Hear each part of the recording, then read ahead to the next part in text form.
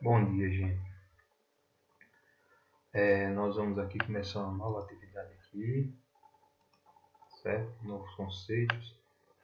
Nosso estudo da semana vai ser sobre substância pura e mistura. Certo? Seguindo aquela sequência, nós vamos agora para substância pura e mistura. Ok? Então vamos lá. Primeiro, substância pura. Nós podemos identificar uma substância pura, certo? O que é uma substância pura? É um líquido que só tem uma única substância. Essa água que a gente bebe, a gente diz, minha água é pura, mas não é bem pura. Porque para ser uma substância pura, ela tem que ter apenas moléculas daquela substância. E a nossa água, nós sabemos que ela é potável, mas não é pura, porque ela tem outras substâncias. Sais minerais, por exemplo, faz parte da nossa água.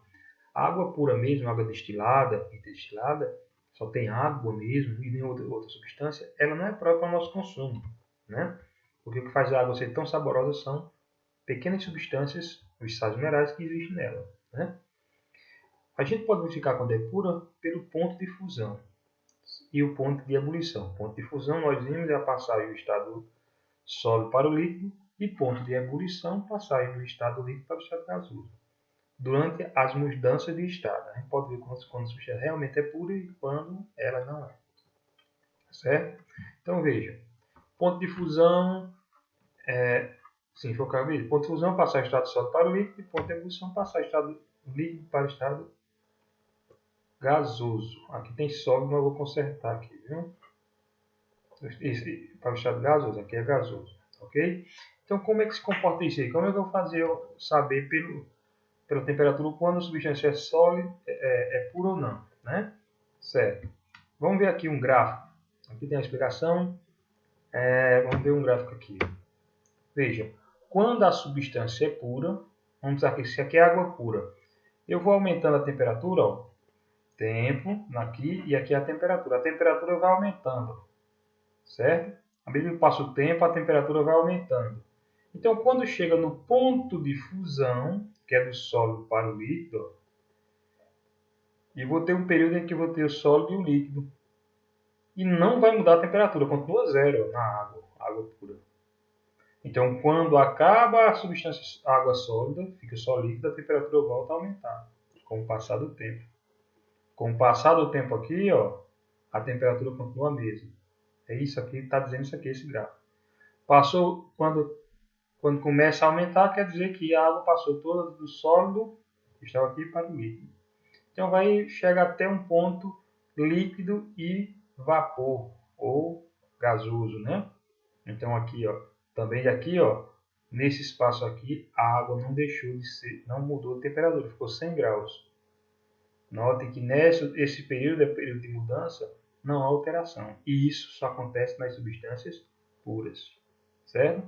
O ponto de fusão da água, para você ter ideia, o ponto de fusão da água, ela é 0 graus. Mas, quando ela está misturada a outra coisa, a outra substância, por exemplo, sal, esse ponto de fusão aí é alterado, pode ficar menor. Por exemplo, a água do mar. Para você congelar a água do mar, você precisa de temperatura. Ela não congela facilmente por causa do sal. Vocês se lembram daquele filme Titanic lá? O pessoal morreu congelado. Caíram no mar, a maioria morreu congelado. Nenhum tubarão chegou perto, porque a água era extremamente fria, era menos 15 graus, 20 graus ali, naquela região ali onde o Titanic afundou. Mas morreu de frio. Porque a água era tão fria, menos 20 graus, e não conseguiu, e não entrou e não ficou sólida, porque tinha o sal misturado. É isso? Então, aí é só um exemplo aí. Quando a substância ela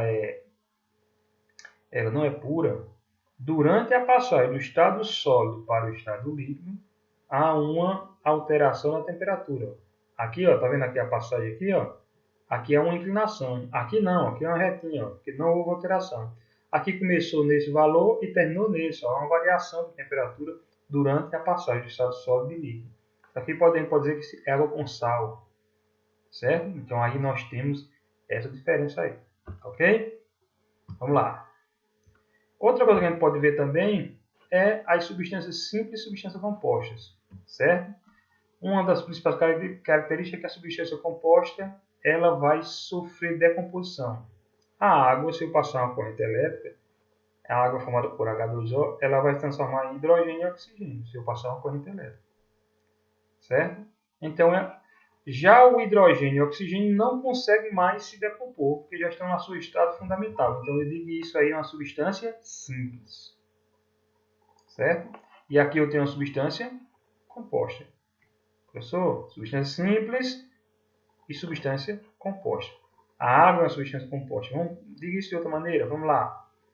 Nas substâncias compostas, eu tenho dois tipos de átomos diferentes. Ó, dois tipos de átomos diferentes. Na água eu tenho hidrogênio e oxigênio. Então é uma substância composta. Quando eu tenho apenas um tipo de átomo, só hidrogênio, só oxigênio, só nitrogênio, aí eu tenho uma substância simples. Composta, dois tipos de átomos diferentes, e simples apenas um tipo de átomo. Não é a quantidade de átomos. Aqui eu tenho dois hidrogênios. Essa substância é composta não é porque tem dois átomos de hidrogênio, é porque tem um átomo de hidrogênio e outro de oxigênio. Essa substância é simples, apesar de ter dois átomos, porque os dois átomos são da uma única espécie de hidrogênio. Quando só tem uma espécie, simples. Quando tem duas espécies, dois tipos de átomos diferentes, aí eu tenho uma substância composta. Certo? Então nós vamos agora trabalhar com esses substâncias simples, compostas e substância pura. Vai ser os nossos próximos trabalhos. Mas antes de continuar, eu queria que vocês anotassem no caderno esses slides, tirassem foto e enviassem pelo Google Forms ou formulários Google. Eu vou colocar lá para vocês enviarem. Lembre-se, quando vocês estiverem anotando estiverem anotando no caderno, esses gráficos aqui, se não quiser anotar, não precisa. Quem quiser brincar aqui, eu mesmo achava bom anotar esses gráficos. Quem não quiser, não precisa colocar os gráficos. Ok? Eu mesmo gostava, mas fica a critério aí. Porque isso aí você pode acessar a internet e ver esses gráficos aqui. Você bota substância pura, substância gráfica e substância pura. Vai aparecer tudo isso aí. Então, mas quem quiser desenhar no caderno, pode desenhar. Ok? Então, nossa atividade dessa semana é esta. Bom estudo para vocês.